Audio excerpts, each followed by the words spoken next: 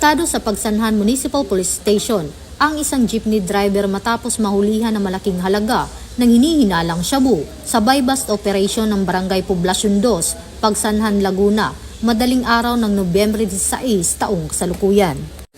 Sa ulat kay Police Colonel Jonario Pio Laguna Provincial Director, kinilala ang suspect na si alias Nico, 35 anyos mula Barangay Pinagbuhatan, Pasig City at kabilang sa high-value individual list ng PNP.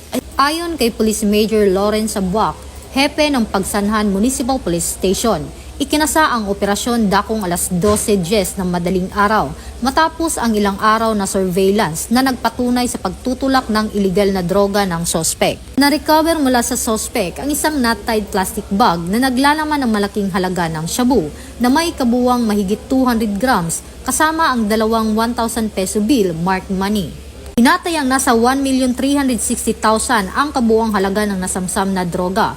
Patuloy namang iniimbestigahan ng mga otoridad kung may iba pang kasabwat ang sospek. Patuloy ang PNP sa mas pinatibay na kampanya kontra iligal na droga upang panatilihing ligtas ang komunidad.